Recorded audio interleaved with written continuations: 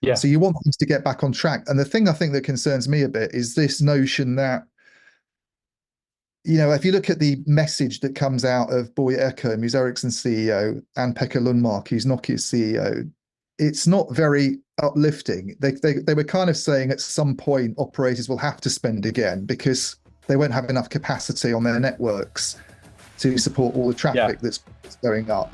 And therefore they'll have to sort of reach into their wallets and fork out for some new stuff. That's basically what they're saying, which I don't think is the most positive sales message anyway. If you're No, well, I've got something to add to that as well.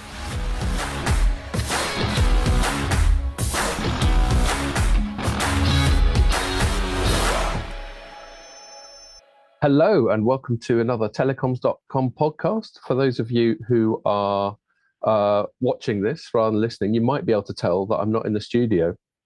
I've been, for the last 3 days this week, I've been working from Canaries, as I call it. I came over here last Thursday for my brother's 50th. He lives in the Canary Islands. We lodged it in Santa Cruz in Tenerife, and now I'm in La Gomera, which is where my brother, my sister-in-law, my nephews, and my mum all live. So I thought I'd smugly put a sort of beachy subtropical background just to show off a little bit. How does it look, Ian? Does it look cool? It looks nice. I was thinking maybe you just had a very nice poster behind you. I can hear the Yeah, wind. Your hair's like flying around now. yeah, exactly. I mean, this might all backfire, and I might have to scurry indoors. Yeah, and we've Uh, both got crap broadband connections as well, so the link might not be good for yeah, different yeah. reasons. But So to our audience, bear with us. This is going to be an exceptionally rough and ready, and probably quite short podcast. But such is our devotion to duty that we're still recording one anyway. yeah, how So was your how was go your on. 50th? How was your brother's 50th then on the 10th? Yeah, it was pretty large. It was quite, in terms of the sort of tempo and the alcohol consumed, it's quite staggy. But it was Yeah, staggy with a bunch of 50-year-olds. But yeah, we could still manage it. I mean, I arrived on Thursday, and one of the people was arriving in the middle of the night because he sort of tried to save some money getting one of those flights that come at stupid times. But of course, it's false economy because while we got a bus up from Tenerife South Airport to Santa Cruz for €10, he had to get a taxi for €100. So duh. yeah, But there you go. So we stayed up for him, and that was about a 4 a.m. job. And then we went out, sort of hung out all during the day. The usual, just sipping beers, and we had a really nice meal. It's quite a posh restaurant my brother had organised. Um, got into some weird little rooftop club where we were probably the oldest by a whole generation. Um, and then went home, and that night stayed up till 5:30. So that was quite large. And then the next day was quite funny. We were all hanging out, and just no one could muster any conversation at all. We were just sort of staring forlornly at the table. But I think 2 big nights out, that's not bad going, is it? that's pretty good. It does look Yeah. very nice there, actually. It makes me want to go there. I just assumed La Gomera had nothing in it, but it looks very pretty when you're Yeah, no, sitting it's a there. beautiful island. I mean, it's not. Yeah, Yeah, I mean, it's not very touristy. It doesn't have much in the way of beaches. It doesn't have much in the way of tourist infrastructure. But what you can see in the background there is, well, you can't see most of it because that little headland behind me is hiding most of it. But there's a little village/town called Santiago. They're not very imaginative, the Spanish. They're a big fan of Santiago's, and that's about 2,000 odd people. It's just got one or two restaurants and all that. But there's no real tourist infrastructure. But it's a place you come if you want to go off the beaten track. I mean, it's yeah, funny. Just before I came out, I was reading some news stories that Canarians, I think mainly in Tenerife, were moaning about tourists, about how many there were and how they were just taken over. And I sort of think, well, I see your point, because I think like the volume of tourism is just many, many multiples of the total population of the Canary Islands every year. But then again, it's also by far their primary industry. yeah. I'm not So aware of them doing anything else at all, really. But yeah, yeah. So you kind of got to take the rough with the smooth, I think. Yeah, yeah, well, they do a bit of agriculture. They're quite strong on bananas. yeah. Um, It's but like complaining about people eating too many bananas, isn't it? think of it as equivalent to like the Caribbean or something like that. Yeah, Um, except it's volcanic, so there's even less land that you can grow stuff on. Yeah. But yeah, it's cool. I mean, I've been coming here for decades. My mum's been based here for decades. And yeah, it's cool. It's just a nice place to get away. And obviously, I get to get this still that I'll use for when I publish the podcast of me looking smug with my shades on, Of with some course. subtropical shit going on in the background. And when are you back? Flying back on Sunday, early Okay. start on Sunday. And I just realised the other day we got a bank holiday on Monday, so that's a bit of a result. I'll get to recharge Yeah. my batteries that day. Yeah. And then we're back So in the office next week, I guess, on Friday. Is that right for the next one? no, because I think Pierre's it's half term. I think he's in France. Is that right, Pierre? Oh, right. Okay. Fair enough. Hmm.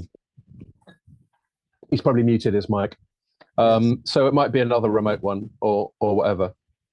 So yeah, and actually we've got a little shipment. I won't name who it is, but we got a little shipment of beers that come into the office. So there's a further incentive to go there. You know who you are. Thank you very much. So yeah, and Pierre, if you're writing stuff in the messages, the combination of the glare from the sun and my shades means I can't read it. He's confirming your suspicions that he is in Oh, fact okay, right. this week in Yeah. his homeland. Okay, So, yeah. So we'll work something out or not, whatever. And have you been up to much since we last spoke, Ian? So it was it was a week and a bit ago when we did our Yeah. last pod, wasn't it? not really. I had last weekend was okay, I suppose. Went running actually, did a sort of event. Oh yeah, I saw that. You did a 10K. The 10K, which is all How did right. that go? It was okay. I mean, I didn't feel that great leading up to it, so I wasn't very optimistic about even getting around it. But did it in sort of an hour-ish, which I kind of thought, well, doing okay, I'll do it in an Seems hour. all right. Yeah. It's all right. I think the guy who won it did it in about 42 minutes. It's ridiculous, but Well, yeah, I couldn't do 10K at all. yeah. So, And then basically Mark and I, the guy I did it with, were sort of the same sort of pace, which is good because last time I did a run with him, he was quite a long way ahead of me, but he's put on a bit of weight since then. So so it's not because you got better. He's just let himself no, down. it's just he's got heavier. He's worse than me. His weight goes up and down even more than mine does. So and then we went out. Same reason, yeah. We went out afterwards and drank about 6 beers, and that's the reason, obviously. So Finely tuned machines that you are. yeah. So the weather's been like up and down here, but it was really nice last weekend. It looked a bit like where you are now. Yeah, I gather that, and it's recently just been pissing it down constantly. Pissing it down early this week, although last day or so has been nice again. So hopefully it stays that way for a bit. I don't really keep on top of UK news my own way, but I couldn't help noticing that that they announced a general election, and that Rishi Sunak announced it in the pissing rain. That's an interesting decision. Yeah, I don't know what's behind that one. I know the economy's done a bit better in the last sort of update. It's the inflation's back down again, and there's a bit of growth. So maybe they're thinking, oh, it's better to do it now than wait for things to go shit again. Yeah, I don't know, but they're going to lose. It's just a matter of how much. Yeah, I think to have one in the summer is usually better, isn't it, for the incumbent? That sort of feel good summer feeling as well, I think. So a bit more chirpy, they give you a bit more benefit of the doubt. Yeah, I don't know what the other rationale is, but yeah, it's really soon, obviously now, because it's literally a month away before they do it. Or just a month. I think. Yeah. I mean, I don't see anyone. You know, I'm sort of, my default is centre right, but I don't see anyone can vote Tory now. They've been such a joke for so long. Yeah. So I think I'll either vote Labour, protest vote, or just not bother. Yeah, probably the same for me. Cool. All right, but this is not a political podcast. So talk about telecom. Yeah, indeed. Well, yeah. I mean, it's a bit of a gloomy angle, isn't it, for our lead story? So obviously, I did my bit of catching up. I've been out of the loop for a few days and did a bit of catching up, and I saw that late last week, Deloro had published a thing about the Q1 global RAN market, and it used the word disaster in its headline. Yeah. And then we also spoke to our colleagues at Omdia, who had, their numbers were pretty similar in terms of down 20 to 30% year on year in terms of revenues. Yeah. And then and I kind of missed the boat on that, and I was thinking what, but it seemed like such a germane thing to write about. Then I got my news hook when Deloro publish their mobile core numbers, and I know the size of the core market's much smaller than the RAN market, but that gave me my excuse to sort of write a piece. And I think my headline was something like that: the telecoms recession continues to metastasize. And what I meant by metastasize is obviously an allusion to sort of cancer spreading. Bit dramatic, I admit it. But just, I mean, I think what I was trying to say is, all right, the RAN market's struggling, the core market's struggling, and I just sort of posing the question, where next? Yeah. I mean, I'll hand it over to you because you covered it fully when that stuff was breaking, and I linked to your story. Yeah. But why don't you tell us what your take was on those numbers? Yeah, I mean the RAM market, I mean they're both significant obviously, and it's spreading into other areas is going to be a concern, but they're all kind of linked. I mean, I think we talked about this when we had was it someone from Nokia on? I can't remember who it was we had on, but it might have been someone from Nokia on the podcast talking about the Well, we did one with Neil McRae as well, where one of the segments was telecoms recession. We did one with Neil, and I think we were chatting about the when it affects the RAN, it often spreads. They're all interlinked, obviously. When people are making upgrades to the RAN, they're often spending money on the core and on the transport networks as well, because you need to have support. You can't just put money into your radio access network and not do anything on the kind of middle bit, if you like, because otherwise you're going to end up with a bottleneck there. There's a linkage between all of them.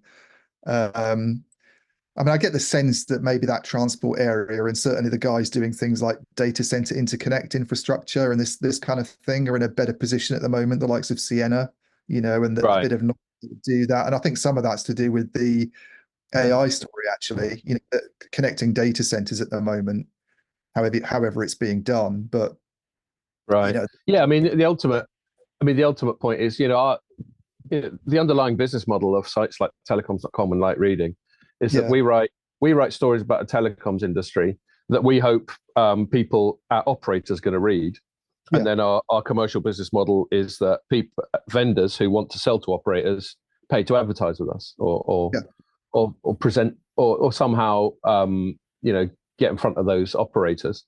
And so the general feeling I get, and maybe you can refine this, maybe I'm being too sweeping, is that operators just have decided to completely tighten their belts.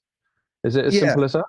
Yeah, it is. And then so if you go back to the RAN specifically, which is, as I say, one of the biggest bits, one of the biggest kind of segments, I suppose, of spending. I mean, it's I think if you look at the two big kit vendors that we always go back to, ignoring the Chinese ones, I mean, Ericsson is pretty much all RAN. I think it's about 2/3 of its total sales. The rest of it being stuff to do with software and Vonage and this kind of stuff, and some enterprisey things. And at Nokia, even, which is a big integrated kit vendor, end to end as it used to call itself, even though it sort of distanced itself from that kind of strategy of trying to sell end to end a bit now. It's about 45% of revenues there. So it really is a big market in terms of equipment. I think Omdia's figures have it. If you look at the average over the last few years, you're looking at about $40 billion a year in terms of spending. So there are bigger markets out there. If you look at the amount that gets spent on all semiconductors in the world each year, that's up at sort of 500, 600 billion, I suppose. But in terms of the industry we're in, it's big, and it's a lot of what operators spend. They always go on about, when they're talking about capex, that the RAN gobbles up a huge chunk of it. Hence this push to try and get lower cost options in, and interesting things like diversity. And just to go back to the figures you were talking about, I mean, they're kind of roughly in agreement, which is good, obviously, because it gives you confidence that the analysts are kind of know what they're talking about. And I think the Del Oro, the kind of disaster headline, they gave quite a big range. I think Stefan Pongratz at Del Oro gave quite a lot. At best, it's a 15% line year on year for the first quarter overall spending, and at worst, it's about 30%. I mean, 30% sounds really steep considering that last year was a fairly crap year anyway. Although the first quarter, I think they stressed. Yeah, I think they stressed. Yeah, the first quarter of last year. That's when it started to go bad. So that's a good caveat. And then I think if we go to Omdia's results, their figures, they were saying more than 20%. So if you take a kind of midpoint of the Del Oro range, 22.5% or something, they're probably both kind of looking at that as what the decline is year on year. And I mean, the thing that was a little bit more shocking for me, I think, was the Omdia forecast where a few weeks ago when I was chatting with Remy, our colleague who does the kind of forecasting, he was talking about a 46% decline for 2024 compared with 2023, and that's gone right up to 7 to 9%. I mean, it's quite a big increase. 3 percentage point downgrade. Yeah, and this is after, as I say, their figures are 11% last year down. So worst case scenario, you're looking at a 11% decline in 2023 and then a 9% decline in 2024 is really, really bad news for people in this market like Ericsson. And as you stressed in your headline, especially Ericsson and Nokia, and you also mentioned, and I did too, that it really messes with their narrative, doesn't it? Because their whole narrative was like, just hold tight, things will perk up. Yeah, I mean, I think in the second half, they both got it kind of pretty badly wrong, I think, the CEOs of both companies. You look back to this time last year when we were on first quarter earnings calls and they were coming out with their reports, they always have the little CEO statement at the start. And the message is very much, this is mainly to do with, this inventory correction that's going on in North America and that's not restricted to 5G, by the way. This happened in markets that don't even have anything to do with telecom, but people basically loaded up on bog roll equivalents, essentially. It's the same thing as you going out and buying loads of Andrex during the pandemic because you were worried about being able to get any. I don't care if I starve as long as I'm all right in the bog. Yeah, so there was some of this going on in the equipment sector, in the sort of telecom equipment sector as well, where companies basically stockpiled heavily and because they were worried about supply chain constraints and they just tried to get what they could and then they've spent a lot of the time since then just basically depleting stock and using what they've got in the cupboards, if you like, rather than going back to the shop. Yeah. And the message from Ericsson and Nokia last year was that this was kind of going to be fairly short-lived and it would play out by the summer. Actually, at first they were saying last year they will have run out of their they'd have run out. They'd have had to spending again. Yeah, and then the other factors that were talked about as well. It wasn't just that; it was also the sense that companies aren't, they're just trying to cut costs a bit anyway. And you see this a lot in Europe, I think, where telcos are more challenged. There's more competition there, and there's more concern about profitability, and there's more concern about return on investment. And they obviously haven't seen the money they might have expected to see from 5G in terms of sales growth. So they're taking steps to reduce expenditure. It's less of an inventory thing there, and just a sort of unwillingness to invest. And I mean, any operator these days that is European seems to have some kind of cost saving story. I noticed BT's results, which were out last week. My expectation was when Alison Kirkby came in, and there was all this excitement about, she's the new BT CEO, by the way, who took over in February. There was all this chat to analysts about what's she going to do different. She's going to change the strategy. And I remember writing a piece saying she won't do anything different at all. Basically, she might have a different banner, a different working style, but she's basically just stuck with exactly the same strategy, essentially, except she's gone even harder. So, and I think we mentioned like a general election at the start. I think it is analogous to that. Starmer will win. He'll come in. There'll be that initial sort of, all right, thank God we finally got a Labour government in. They'll do lots of cool Labour shit. And he won't. And there's two reasons why he won't. The biggest one, to be fair to him, is just that they're all constrained, which is kind of, I think, what you're inferring about big PLCs as well. You're constrained by what you inherited. You're constrained by all sorts of other external factors, macro factors, all that sort of thing. And then you also tend to overpromise just to get the gig. Yeah. What did Pierre just write? I can't read. He wrote too windy. He's worried about your wind interfering with his mic, probably. But he wrote. Do you want me to go inside, Pierre?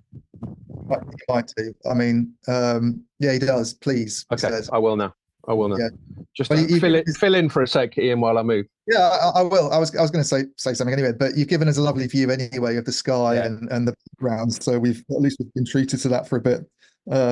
But yeah, I mean, the cost saving story is something that you hear from any European telco. I think one of the other factors in going back to the RAN slowdown is what's happened in India. There was a really big push to get 5G built out there, and that did help to compensate for the slowdown in other parts of the world for a while. But they just seem to have done it in a hurry. It's almost like the Indian telcos have felt like they've been under pressure to get this done really fast, and we're now in a phase where even that's slowed down. If you look at the revenues from that market, they've kind of come down quite a lot as well. So I think they got it wrong partly on the inventory correction, and I think the thing that I'm a bit worried about, I suppose, from their perspective, and I guess from our perspective as well, because we actually want these companies to do well. Yeah, And a lot of we have a fairly major vested interest, don't we?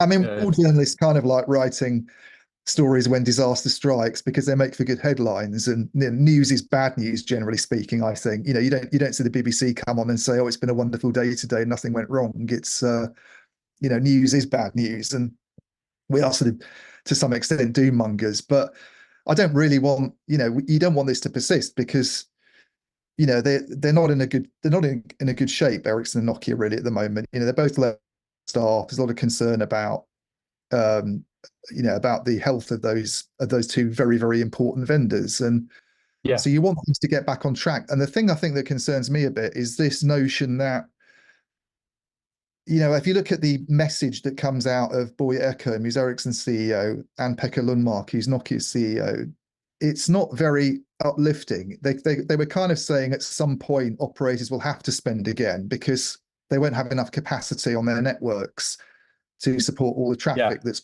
going up. And therefore they'll have to sort of reach into their wallets and fork out for some new stuff. That's basically what they're saying, which I don't think is the most positive sales message anyway. If you try I've got something to add to that as well. I mean, some other comments. Now that I can, sorry, am I interrupting you? I'll just say one thing, and then I'll hand over to you. Because the thing that and we can talk about this a bit, but the thing that would be concerned about with that message is it seems like networks are holding up better than they expected. Yes, well, that's kind of where I'm going as well. Quite a big slowdown actually in this traffic, and the numerous analysts saying that as well. Yeah, that's exactly where I was going. And even in some of the stuff now that I can read again because I'm inside and I haven't got my shades on. I mean, what was it? Stefan Pongratz from Delaro in the RAN one said there are now serious challenges about timing of capacity upgrades given current network utilizations and data traffic growth rates. That's analyst speak for that network traffic isn't going up as quickly as everyone thought, isn't it? Exactly. And I went back to Remy at Omdia about this, and he said the same thing, sent me some data that Omdia does on this, which points to slowdowns in quite a lot of important markets. We had William Webb on the pod a few weeks ago. S-curve. Exactly. I mean, I've got to give him credit because he wrote this book in 2016 called The 5G Myth, where he sort of forecast this S-curve, which he says his predictions are pretty much, if you look at the curve, it's bang on. Now I haven't gone and looked at that, but I'm sure he wouldn't make it up because he would expect someone to do it, and he's posted on LinkedIn quite a lot about it. But his projection is that by 2027, it will just have flattened out completely. Right. Well, it's interesting. So it might be interesting on this pod to speculate why. So it's gone through an exponential phase, and we know most of it's due to streaming video. Yeah. So maybe that's it. You're just going to get to a point where the number of people who are going to stream video has hit its natural ceiling, and also the amount of video they're going to stream. I mean, presumably most after these people have got jobs, there's only so much fucking streaming video they can watch in a day. There is. So there's some natural ceilings that will kick in, isn't it? Yeah, and I think the other problem is on mobile anyway, is that a lot of the traffic's not actually on a cellular network. It's if you're looking at markets, I mean, this isn't an area where I think India is a much better opportunity for people like Ericsson and Nokia in the future potentially than the UK or to a lesser extent maybe the US, but certainly a lot of Europe where there's fiber deployed quite extensively now. And pretty much any building you go into, any coffee shop, any pub, any bar, any office, anybody's home, you've got a Wi-Fi network available. And the first thing you'll do is use Wi-Fi. The first thing a lot of people do is to use Wi-Fi rather than use the cellular network because it's just a much more efficient way of doing it. I mean, it's pretty hard to get cellular coverage inside buildings anyway, actually. Yeah, and it's usually better bandwidth as well. It's better bandwidth. You don't get these signal problems that you get. I mean, even in my home, I struggle to get a 5G signal because of, you know, the spectrum that they're using and how difficult it is to go through buildings. So it's always just much easier to be. I mean, I'm naturally on Wi-Fi anyway in my home. You don't even have to do anything about it because you just connect it to your own network. But if you go into a coffee shop, one of the first things I do a lot of the time, if I'm going to be in there for any length of time, is to hook the phone up to the Wi-Fi. And Oh yeah. No, if and people like Starbucks and Costa, if they didn't have Wi-Fi networks, they'd lose tons of business. You go in they there, would. nearly everyone's working, aren't they? Totally. And the same goes for our office, by the way, which has an awful 5G signal. Yeah. In his office in central London on Blackfriars Road, bang in the middle of the city, you can't get a 5G signal in it. So the But I problem think we've realised part of that is because it's a shiny building, isn't it? it is, but there's a lot of shiny buildings around there with a lot of people working in them, you know, and Yeah. with What we expensive don't seem to have is good, like small cells boosting the yeah. signal. And Yeah. I know it's not like that everywhere, but I think that it's one of the problems that there's a lot that's kind of gone onto Wi-Fi networks rather than cellular networks. And you know, people doing that, it takes a huge amount of pressure off, which is great for the customer experience, but it's less good for the guys that want to sell more cellular equipment because it just means there's less pressure on the networks.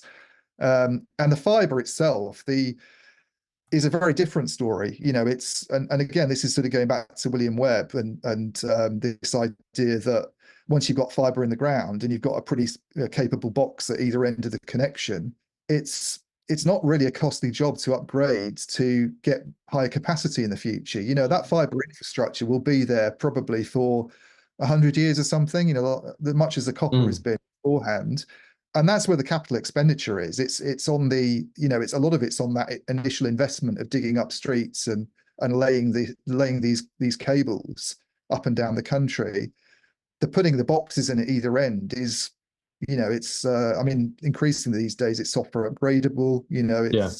it's not, you know, it's not kind of it's not a real pain point, I don't think, for telcos. So I Mm. wonder if, I mean, this word gets thrown around a lot, this word exponential, you know, and it doesn't suit the operators to be told that it's an S curve or that it's flattening out either in a way. It's quite an awkward one for them. I mean, in a way, they like the idea of not having to spend money on network upgrades if there's not staggering levels of traffic growth. They obviously think it's great that they don't have to go out and buy new radio access network equipment.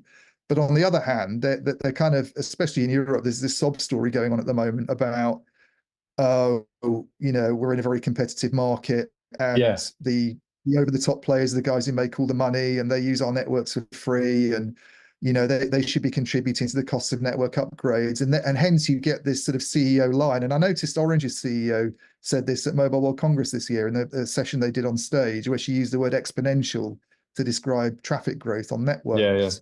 Well, it They isn't. might be talking shit. Yeah, Well, it's and the not. thing about exponential, um, as a mathematical curve, you know, and you know, for people who know nothing about maths, it just describes a sort of continually accelerating curve, like an upward curve, as opposed to a geometric straight line. Yeah, Is it nearly always culminates in an S? Like I did microbiology at university, and you know, you can imagine how what a great grade I got.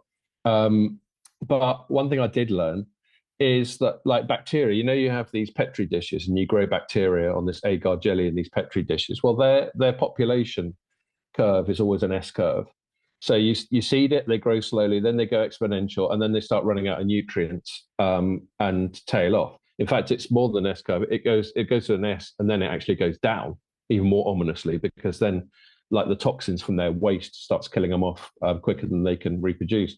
Anyway, so anything exponential is going to be an S eventually. So that's the thing about that. That's the caveat with anyone going on about that sort of thing. And I guess maybe what's happened is the leveling off phase has come sooner than they forecast or they hoped. yeah, and here's the worry is you know, now it's not that operators are never going to have to spend money on radio access network equipment again. Of course they will, but we've seen a year now go by where the CEOs of these two big companies who presumably know what's going on got it wrong in terms of how bad they thought this was going to be. We've seen analysts have to, you know, change their own forecasts to make them look a lot worse and a lot more negative than they assumed it was going to be. And, you know, let's say things do get a bit better later this year. you know, how's next year going to look? It still doesn't seem to me like we're looking at this kind of, Yeah. we're not going to, we've come down 11% one year and then say up to 9% the next year. I'd be very surprised if 2025 is a sudden reversal where everything's back on form and, we see a huge sort of revenue gain in 2025. It's probably just going to be fairly flat, you would think, after what's happened. Well, yeah, It's and there are lots of yeah. factors contributing to that. So, I mean, before I get into those other factors, in fact, I'm going to just send you something in the chat, which you might want to remember to bring up because it's going to be relevant to what I talk about now. Is when they're doing their quarterlies, and this is partly a dilemma faced by us journalists as well. And you alluded to it earlier, like we don't want to talk down our own industry. Obviously, our own self-interest. We rely on what we're doing now to pay our mortgages. So we're hardly going to celebrate it if the industry we're reliant on is struggling. But then again, we're journalists, and we can't bury our head in the sand and pretend shit isn't happening when it's there. We're here to report on what's going on, not what we'd like to be happening. But with CEOs, they've got an even more delicate balance, because if they talk down the market and their quarterly calls, then their share price is going to go down and they'll be held culpable. If Boyer Eriksson comes on the quarterlies and goes, to be honest, I wouldn't get your fucking hopes up for a year or two. That's going to have all sorts of ramifications. But then again, there are also quite a lot of constraints. They obviously can't deceive the market. So they're operating within quite a narrow window, but they're always going to, how when they do their quarterly press releases, they always cherry pick the best stuff and try and bury the shittest stuff. And the shittest stuff's all there, but you've got to go digging around for it, haven't you? I think it's quite funny the kind of tightrope they have to walk, because on the one hand, when they're doing these investor calls and when they're kind of going out to the markets, they want to give the impression that they're in really good shape and that they're obviously companies that you should invest in and have confidence about. But then when they're talking to governments and regulators, the line is very much, Europe's in a terrible state and we don't do enough to support. Because that's when they're asking for public money. Yeah, and the telco industry needs this to happen, and and you hear people like Timotheus Herges at DT just whinging about how awful Europe is and how he just wants to spend more time in America with T-Mobile US, and yet a huge amount of his business is obviously European. I don't know what the revenue split is at the moment. I mean, it's undoubtedly gone up a lot, the contribution from North America in terms of the overall pool that DT makes. But they're two distinct things. He can be doing well off North America and still try and get some help in Europe, can't he? But I suppose the weird thing is, like you say, it's this saying one thing to regulators and saying something else to analysts, and people aren't stupid. They can look around and the analysts are quite aware of what he's saying to regulators, and they're well aware of the statements that Eriksson comes out with, sort of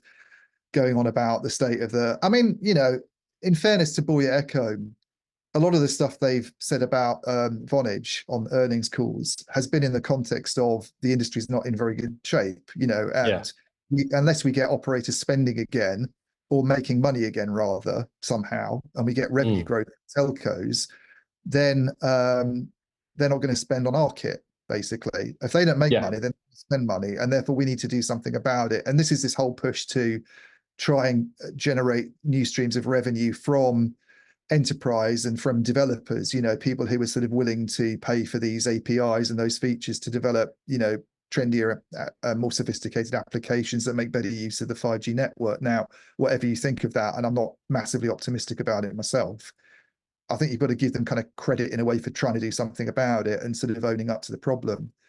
But the telco problem, I think I mentioned this in my story, is it's partly of their own making, really.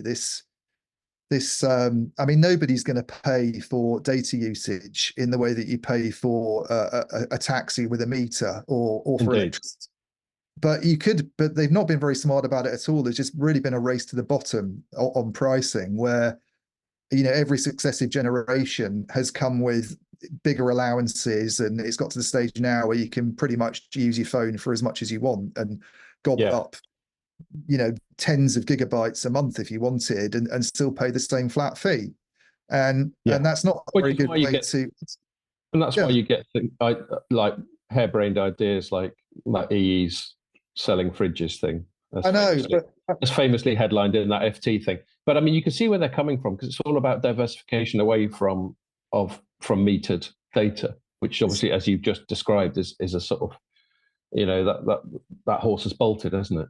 well, the metered data, if you could do it metered, that's great because if data traffic's going up and you meter Yeah, it, but they can't, as you just described. You can't. But Yeah.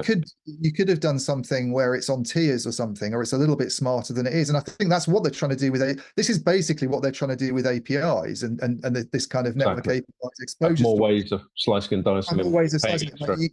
You want a quality. I mean, we're gonna get into the sort of less shit button discussion here, but you want a quality of service on your gaming connection for a couple of hours, pay a bit more for it because it's better, it's lower latency, you'll get more, you'll get a better guarantee of quality, this sort of thing. And I kind of get where they're coming from to some extent, because if you're in the business connectivity and you've signed up all the customers you possibly can, because everybody these days has got a phone, from 5-year-olds to 85-year-olds, and there's nobody else to get, and you're in the connectivity game, you're never going to make any more money if you just sell 80 gigabytes a month to everybody for 20 quid a month. Then he's just made 25 quid extra out of me because they charge me about £2.70 or something a day to roam, to use my roaming allowance, or you can just pay 25 quid and have it for a month. And I sort of did a bit of maths. I might have it for 10 days. I might be traveling within that month to go to Copenhagen. So I thought, fuck it, I'll give them the 25 quid. So yeah, they get that. But I mean, one interesting thing but that's kind of forced on me. I think an interesting thing about what you were just describing, a lot of it is a market education thing. We're not educated to pay. We're educated to pay a certain amount a month. We know that sometimes we might get a little bill shock, like if someone's inadvertently used a premium number for whatever reason. I've heard that happens. Or some other little add-on, but we're not really educated to, over and above the whatever we pay, 40 quid a month. We're not educated to go, I tell you what, I'll chuck it up to 60 quid a month in order to get this extra performance on the network. So it's a real challenge for them in terms of education. And the use cases aren't there. The one that they've been trying for a while that you just mentioned, of the sort of premium gaming slice. I don't know, I'm struggling. I mean, obviously I'm not the core demographic for that. That would be, I suppose, younger people or people in their 20s. But I'm just still struggling to see that there's much of a total available market for a premium gaming slice.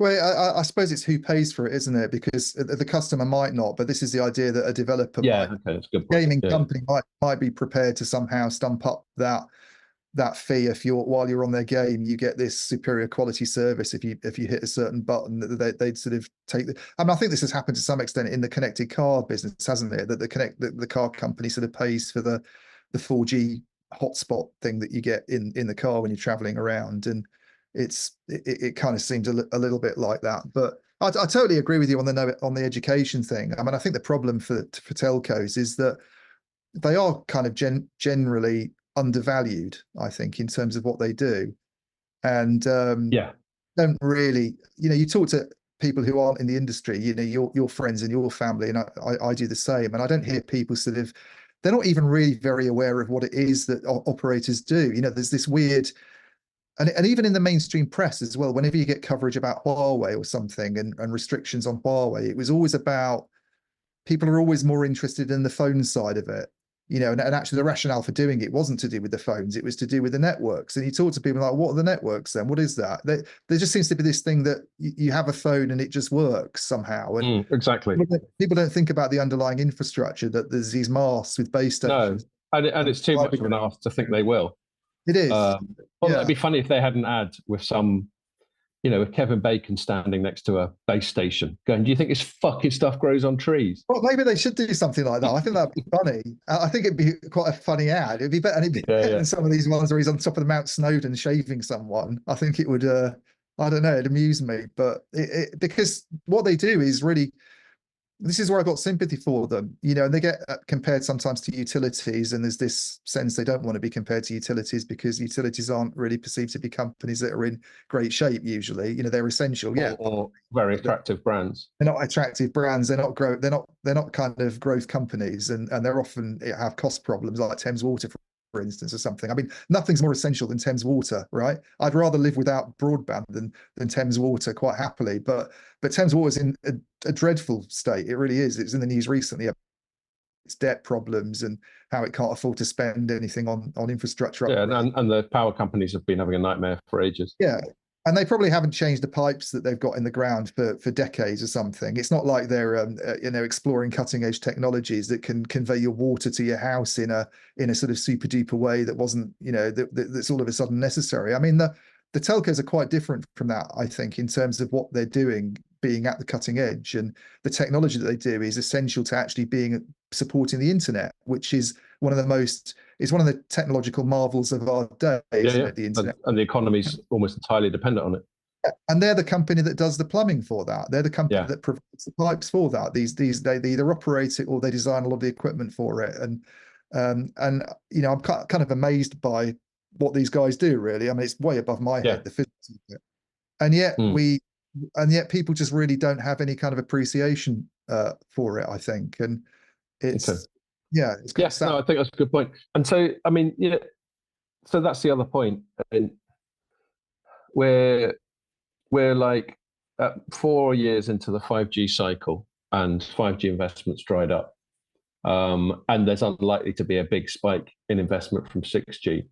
So I guess there's also just a new normal coming up, where everyone's just got to adjust to the size of the market until some of these new use cases, and they will come along, I'm sure. I mean, one thing that's inevitable is technological progress. You know, maybe it'll be like a super duper AI app. Like the first thing I wrote about this week was Microsoft just launched some new PCs or a sub brand of PC called the Copilot Plus, and it's all around Copilot, which is their AI sort of productivity tool that can do all kinds of shit. And the reason I wrote it up is because the UK Information Commission, they come up with a thing called Recall. I couldn't resist calling it Total Recall in my headline. Total Recall. And it basically just keeps a log of everything you've done on your computer over time, and you can just go back onto it. And on one level, that's quite useful. On another level, it's quite creepy. It is. One of the other things about that announcement, incidentally, which I think Richard Windsor, the analyst, covered, is the fact that is Qualcomm doing a lot of the chips for it. Yeah, so it's Windows on ARM. Yeah. And this is, people haven't looked at that as much as he has, but that's a real. I mean, Intel and x86, it's x86 business. That's a concern, that stuff. But it is. Well, actually, while we're talking about Richard Windsor, you just reminded me of something that I wanted to bring up, because while I was catching up, I was going over your stuff as well. Yeah. And I noticed you wrote a piece on the main Chinese fab. Yeah. And we'll move on from that main thing, especially because we've got to wrap up in about half an hour. Because Pierre, we've got to give a shout out to Pierre. He just flew back from the States. He can get any kip on the plane. He's got to go and pick up his girls in like an hour or so. And yet he's still sitting here producing this. So respect to Pierre on that one. So we'll at least honour that by wrapping up in timely fashion in about half an hour. Yeah. Hello, I don't know if I cut off or you did there. Yeah, my Zoom is now saying my connection's unstable, so hopefully that. Yeah, I keep seeing little red lines for you. Okay, well, I'll talk for a bit. Yeah, go on then. Pierre just put in the comments, "Go me." Anyway, yes. So I'll move on from that, and I'll quickly. This isn't something I plan to speak about, so we'll make it a quick diversion. But you might also want to mention another thing that you were talking about to do with the quarterly calls and some of the dialogue that goes on that. But let's put a pin in that. I just quickly want to mention this thing. You talk about Richard Windsor. On previous pods, we've spoken about whether or not it's possible for SMIC, this biggest Chinese fab, to do manufacturing processes of 7 nanometer and below, given the technology that it's able to get hold of, i.e. it's not able to get hold of extreme ultraviolet. And can it do it through this double quadruple patterning on is it deep ultraviolet, DUV? DUV is the older generation. That's right. Yeah.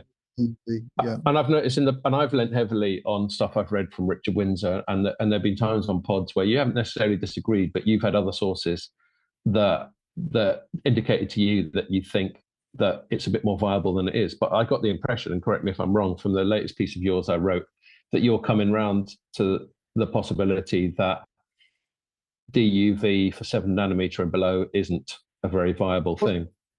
I'll never have disagreed with the idea that it's more expensive to do it with DUV. I think that's been kind of clear. The question is just how much so. Whether you can do it at all and make it a sustainable business. And I think Richard made the sensible point that even if you're doing it and you're making some kind of margin from it, in the long run, if you're up against other companies in the market, the problem that Nokia had, by the way, in 5G is that their 5G products weren't very profitable. They looked at what happened to their gross margins when they were kind of doing this FPGA stuff. And it made them uncompetitive in the market, and therefore they lost market share and they had to have a complete overhaul of the strategy. So if you compare that to the kind of issue of DUV, if DUV versus EUV is a little bit like FPGA versus ASIC, then the implication is going to be that the EUV guys are going to win in the long run. And in the long run, totally. Long run. And the problem for it, SMIC is that as we understand it, they can't get EUV from anywhere because there's only one company that does it, which is this Dutch company called ASML. And the other companies that did sort of look into it, as I understand from talking to ASML and reading a couple of books on this, one by a guy called Chris Miller, who did a book called The Chip War a few years ago. It's really good, by the way. Very readable, not like a techie book. But Nikon and Canon are the two other kind of lithography guys, the big ones. And they kind of didn't go down that route because it was considered that EUV was going to take so long to do and cost so much to get going that it was just too risky. Right. And there was an assumption that you could probably just carry on doing it with doing chips with DUV. And actually Intel, as I understand it, was this is one of the reasons for their problems, which led to Nokia's problems, that Intel ran into 10 nanometer production delays, which really upped Nokia's 5G strategy because they were heavily dependent on Intel at the time. And I think one of the reasons for those delays is they were trying to do what SMIC is supposedly doing, which is to use DUV equipment to make these 10 nanometer and smaller chips. And they eventually abandoned it and ended up buying a load of EUV. It's a funny thing, isn't it? Obviously, hindsight's always 2020, and ASML are reaping significant rewards for taking that risk where the likes of Canon, Nikon, and Intel weren't prepared to take that risk. But it just makes you wonder. And obviously, this is all stuff where people far cleverer and more knowledgeable and better paid than us know all about it. But you just wonder, how did you fucking drop the ball that severely, or or was ASML just lucky? But it can't have just been luck because they had to invest. So I asked ASML this, not this week, but a while ago when I spoke with them on this topic, because it's a long running issue. This whole, how have you ended up with a monopoly and why was nobody else doing it? I put it to the guy there who was head of comms. I can't remember his name off the top of my head, but he was head of comms at the time, probably still is. Why is it that you've ended up with a monopoly? Why didn't they? And I said it sounded like a bit of a stupid decision now, looking at ASML share price and what's going on with ASML. And he was like, well, yeah, you can look at that, but at the time they looked at it and it just seemed like such a difficult thing to do. And you really get a sense of this. You're reading Chris Miller's really brilliant book. I can't emphasize how good that book is. It's just really good. I'll give it another look. And I have a copy, but my colleague's got it at the moment, Teresa, so I'll have to get it back off her and I can just give it to you. But he has a whole chapter on ASML and how it became this sort of EUV leader, and it's a really long process. I mean, it's the idea that a Dutch company could somehow become a leader in this technology that underpins the most sophisticated chips in the world that are crunched out by TSMC seems a bit far-fetched, and it is. It was actually. We're a long way past Philips being the world leader in innovation and that sort of thing. It came out of Philips ASML, really. It was kind of right. Well, that's not surprising. Yeah, and it was heavily sort of supported by a lot of these other companies that we talk about to do some of this stuff. So people like Intel, people like TSMC. It was a very sort of international collaborative effort, and it was very geopolitical. There was a sense that we needed to have a strong kind of chip making company. In terms of the tools themselves, perhaps, if we weren't going to have the fabs, that we needed to have this kind of capability. So, and it was a really long process, and it was a very risky process. Like he describes the the technology itself. Like you're basically trying to use light to etch these kind of silicon designs onto wafers, and it's really, really hard to do. It's like, Yeah. I mean, Oh, yeah. And the physics, yeah, you get into things like electron leakage and all sorts of stuff. totally. I mean, the physics is so. This is why when people go, can China ever have EUV capability? It's less about the impossibility of doing it. It's more about how long it will take them to do it, I think. Yeah. And maybe that's why the US is a little bit, you know, overly confident sometimes about its approach, is that, oh well, it'll just take them so long. But they there's no reason why they can't get there. You know, with 1.4 billion people, there's going to be a few Einsteins around, and Yeah. you know, No, and more you than a look at few, how sure. you look at where Huawei's come from, you know, being derided as a kind of copycat back in the day, in the kind of 90s or whatever, in the early 2000s, and now it's, you know, until recently it was regarded as the best 5G company in the world. You have people in the UK saying that, you know, they all want to buy its equipment and Yeah. innovate all of a sudden. So it's, yeah, Yeah, I think it's slightly different with chips. I mean, I think, was it your story? I did, where you put the global market share of TSMC, and it just dominates, doesn't it? I no, I didn't do that, No, but yeah, maybe it's another story. But I think high end chips it is. I think if you look at overall yeah, chips, it looks less yeah. impressive. Well, then you've got the long tail, and you've got people like Yeah, Global Foundries and the Chinese ones, and Chartered and all that sort of thing. But I think the tricky bit there is it is a technological arms race, and TSMC just seems to keep pushing on and pushing on, pushing on, such that even the likes of Samsung and Intel struggle to keep up. They're enormous, very well resourced companies. yeah. So that's the thing. I'm sure China can progress very quickly, but can it progress more quickly than TSMC? I sincerely doubt it.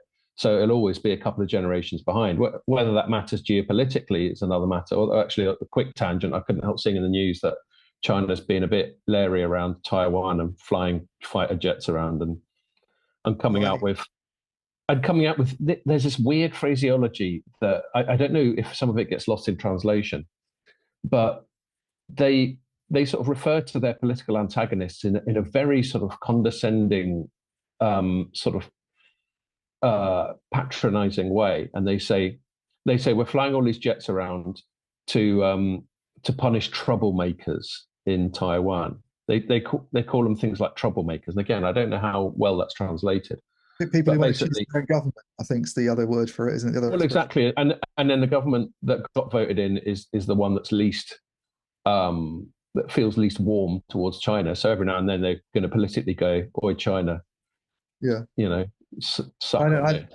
And then China has to fly jets around to show that it's not putting up with any of that bollocks.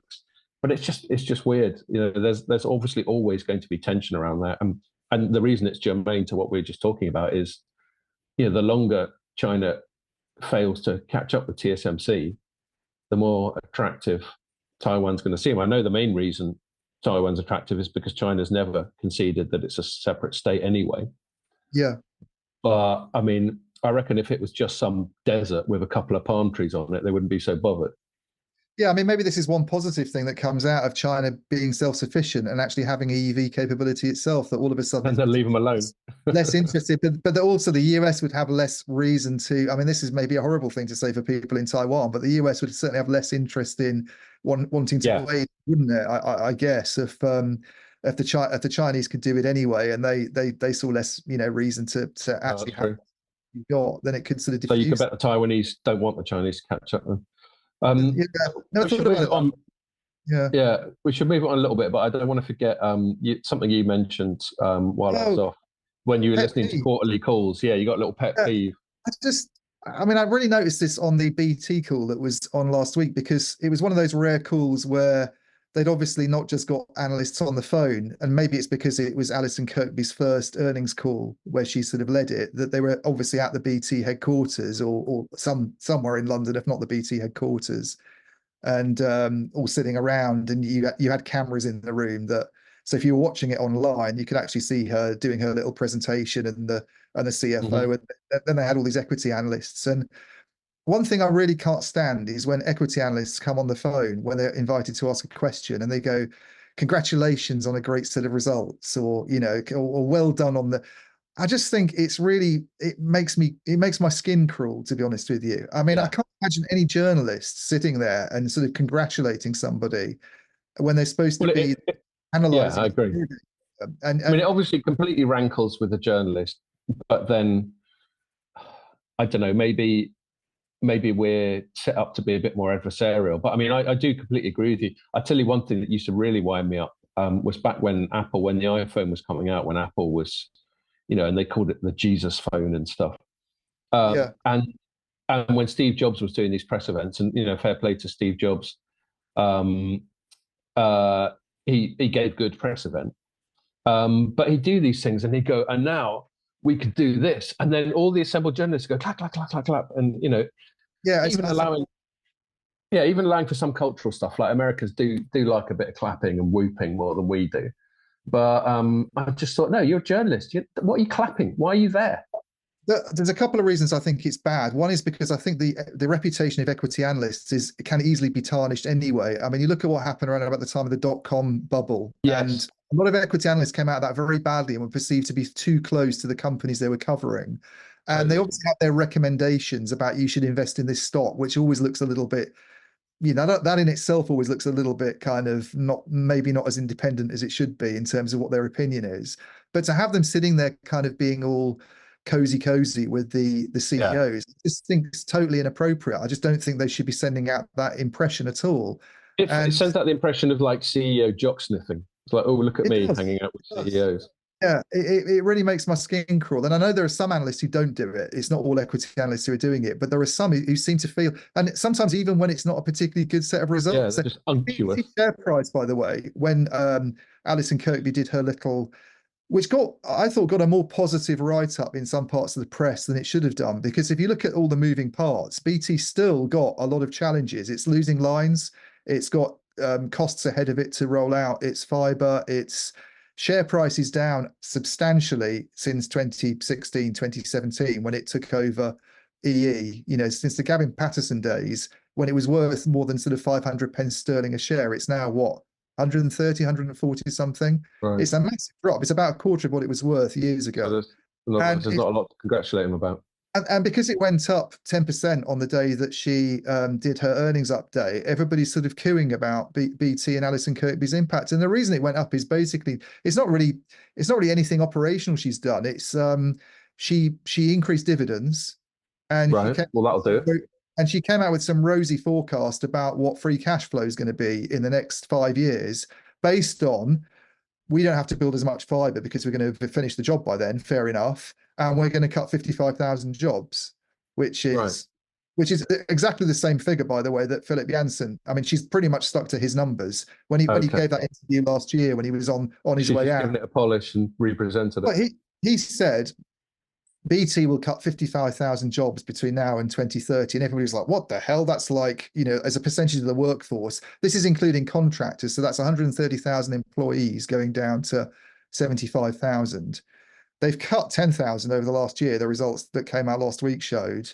And she's basically, her numbers are identical. She's like planning for another 45,000 to go. By the way, 1,000 were Yeah, attributed to the impact of AI, which I thought was interesting given some survey that Sienna produced this week, that's right. I saw saying, you wrote that up. yeah, where they went and surveyed some telco employees and they went, AI is going to be a force for job creation more than it is a force for job Yeah, destruction. how's that then? How does that square with what a CEO of one of the biggest UK companies is saying about AI killing 10,000 jobs and what the general? I just don't see how that works at all. It will only be a force for job creation if telco revenues go up. That's the only way it will be a force for job creation, because they're not going to Yeah, create jobs and chew into margins if their sales are flat. So totally. yeah. And just to finish off on that, and then I'll invite you. You got one other story that I'll invite you to talk about. But just to finish off on that little pet peeve thing, yeah, they're either being sycophantic or I suspect they're just being incredibly formulaic. Like Yeah, there's such a sort of defined structure to these things. overly Like polite, maybe, like is what it I've got another pet peeve. So they'll go, congratulations. They don't need to be like that, but maybe, who are we to second guess it? Maybe that's just how the social conventions of that world have evolved, and they don't want to be conspicuous by bucking them. Fair enough. But I agree, it still rankles. And then the other one that rankles with me is they go, is this sort of assumption that you're allowed two questions. So they always say at the start, can you limit it to one question? So someone goes, okay, my first question is, what's going on? And then they answer, and then they go, and as a follow-up, you went, no, that's a second question. That's not a fucking follow-up, because a follow-up's usually something completely different anyway. It is. Well, what they So also that do, annoys me. they ask two at the same time, and they try and sort of bury one in the other. So they That's go, the, and yeah, as a that part as of well. that, and then as a part of it, it's actually not a part of that Yeah, at yeah. all. It's another question. So So why doesn't the CEO or the CFO or whoever at any time go, no, mate, you only had one, you took the piss, yeah, now you get none, fuck off. yeah. Well, they don't I'd enforce love it it. if they did that. I would love it if they did that as well. I'd have a lot more respect for any CEO that did that. Who went, I'm just answering the first one because you only got one, but they don't Yeah, do yeah. that. They don't set the analyst community. That's why they don't do it. If you were a journalist, they go, well, I'm not answering that because you've run out of your allotted questions. But yeah. Yeah, yeah. Okay, so just to wrap up, we've got about another 10 or 15 minutes left. Yeah. I gather you've been cropping up in the German press this week. Why don't Yeah, you I tell mean, us I've written loads about Huawei this week, and one was to do with the SMIC story, obviously, because the reason we're interested in them doing stuff with DUV and 7 nanometer chips is because there's this suspicion that, not a suspicion actually, there's a phone that Huawei's done, which has, according to teardowns that analysts in the West have done, got 7 nanometer chips in it, and they come out of SMIC. So it's all about how they've done that and what are the implications. But the other big Huawei story that kind of was on the go this week is Germany once again sort of starting to make noises about Huawei. Um, the Germans are like really heavily reliant on Huawei equipment, like still? still heavily reliant on Huawei equipment, and this is despite the EU with its toolbox or whatever it calls it coming out and regarding Huawei quite publicly now. We've had Brett on, I think, just actually naming it rather than just sort of using the Yeah, term high. they've stopped mincing around it. Yeah, They've stopped mincing around and actually said that this is a high risk vendor and it's Huawei, and what are you doing about it? And the Germans basically don't do anything. They kind of have a meeting every now and again, and there's some political noise, and the German press goes off on one about it all, and then nothing really happens. And there was more stuff this week about meetings at quite high level. Bloomberg got it first. I think they were saying that 3 of the sort of 4 ministries that are involved in this decision are now sort of behind much tougher action against Huawei, and there's only one that's kind of opposed, and how it's all going to play out, we're not sure, because it's, as with anything political, there's kind of debates to be had and reviews, and the summer will probably hold it all up anyway. But the latest is what they're talking about doing is a ban on Huawei in the radio access network potentially by 2029. Which would be pretty much, I think, what the UK's done with its, they introduced it a few years ago, and they said by the end of 2027, you have to get it out of the radio access networks. okay, Germans would be giving you until 2029 to do it. okay. And a ban on its use in the core network by 2026. Both of which, to any kind of opponent of China and Huawei, will seem like really, really weak proposals in themselves, because 2029, as far as the radio access network goes, will be 10 years after 5G was launched in Germany, which is pretty Yeah, much it's upgrade pretty much cycle. that time that's always been assumed you need before the next Yeah, yeah. generation comes, and Do you think that's what they're doing? They're just saying you only need to potentially, swap it out yeah. when it becomes obsolete anyway. Yeah, I mean, our friend John Strand at Strand Consult was saying, if you look at what that means in terms of the cost to the operators, is that by the time 2029 comes along, it really doesn't have any impact on their capex at all, because they'd have Yeah, depreciated that equipment. So John is obviously he's pretty hawkish on this stuff in terms of being anti-Huawei, as he'd say himself. He'd admit that. But I thought that was quite a reasonable point to make anyway. You can't really argue with it that this equipment a lot of it will be depreciated if you allow them a yeah, few years. It just makes it a lot easier. And okay, maybe they don't want to make life difficult for companies that are, part of critical infrastructure, and that, as we've just been talking about, on growing sales and all this lot. Barclays came out with a paper that I managed to get hold of, putting the overall costs of a swap, if you had to take every bit of Huawei equipment out of the RAN, at 2.5 billion. Which sounds like a lot, but in the context of what telcos make and what they spend on capital expenditure each year, and then if you think about that over a period of several years, it's not actually as bad as it sounds. So again, John worked it out to be, if it was an immediate move to do it, it works out as something like 18 euros as a one-off cost per mobile customer in Germany. I see. Want Well, to think about and the thing about the thing about Germany, it's always interesting. I find it interesting because they're supposed to be like the top dogs in Europe. They're supposed to be setting the agenda, Yeah, and Europe and the EU has been actually a lot more strict about what it calls high risk vendors. Let's call it what it is: Chinese vendors, principally yeah, Huawei, for a while, and yet Germany's been sort of allowed. And this was one of the reasons why I've always been a bit hostile to the EU and why I was a leaver in Brexit. Is you just get different rules for different countries.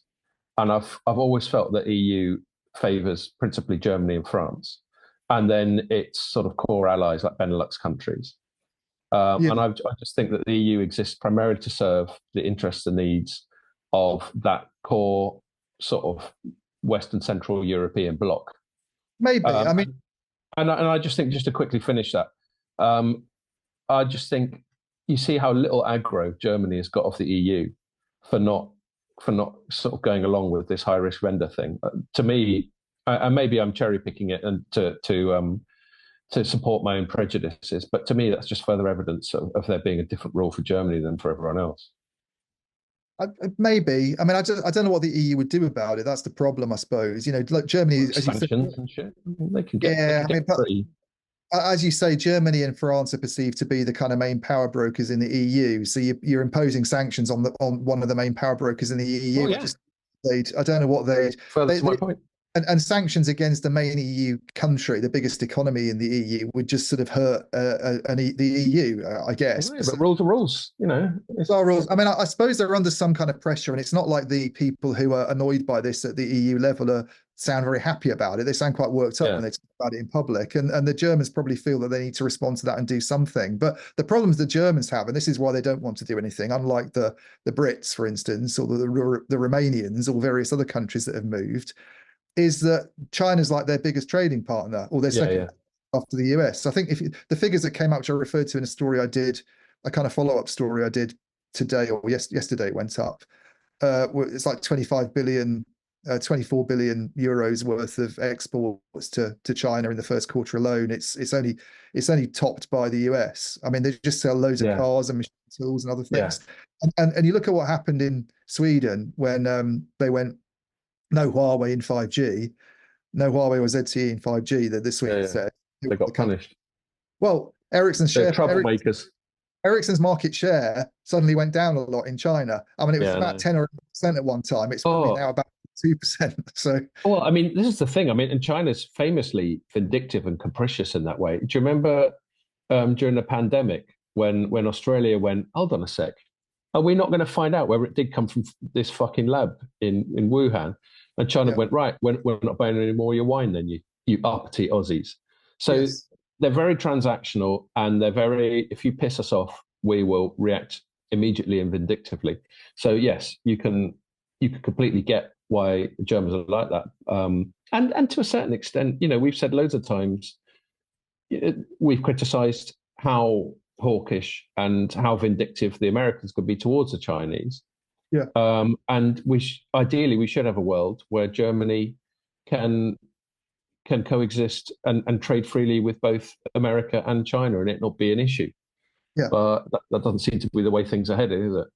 Yeah, and that to me, I suspect is the main reason they don't want to do anything. It's that concern Right. about the economics, and aware of that. I think in the context of that, what's happened is because they didn't do anything early on, the operators have had what is it? It's 2024 now. Since Yeah. 2019, before then they've been rolling out 5G equipment. I mean, if you look at the last annual reports, which I did and came out with the figures, 5G coverage now in Germany is now we can make arguments about whether it's all mid-band or whether some of it's DSS and everything, but they're all boasting incredibly high 90% population coverage figures. Huawei is about 2/3 of the Deutsche Telekom network. It's about Right. 50% of the Telefonica Germany network, and it's about 55% of the Incredible, isn't it? network. Those are figures that John came out with, by the way, in his report a few years ago on 4G. Okay. But Yeah. you tend to use the same vendor for 4G and 5G because it's just difficult to do otherwise, especially in non-standalone, which is the version that has Yeah. a Just like a hybrid. yeah, Yeah. unless you're actively swapping out your 4G, and there's been no sign of that happening, then that we can pretty much correlate those numbers to the 5G market share that Huawei would have in Germany as well. Barclays, by the way, pretty similar. They reckon it's about half of the equipment in Germany, half of the RAN is Huawei, and then the rest is kind of split between Ericsson and Nokia at the moment, but Okay. mainly Ericsson. And did you say that? Sorry to butt in. We've only got about 5 minutes left. Did you say that the German press was leaning on your coverage a The bit? German, because I wrote a story on it, and there's a bit of Handelsblatt called Wirtschaft, I think it's called. I can't remember. I can't pronounce it. But it's their like opinion. Sounds disgusting. And they had an opinion piece on it where I mean, they took my story, which I thought was quite a balanced story, my one about this happening. It wasn't really meant to be a big sort of opinion piece, but they wrote this. I mean, they're obviously quite anti-Huawei, and they wrote this piece about now it's now time to get rid of Huawei, and they kind of I'd come out with a line about like Germany being all talking no lederhosen on Huawei. They obviously quite enjoyed that, so they just basically. Oh, they did. Oh, that's good. Good for them.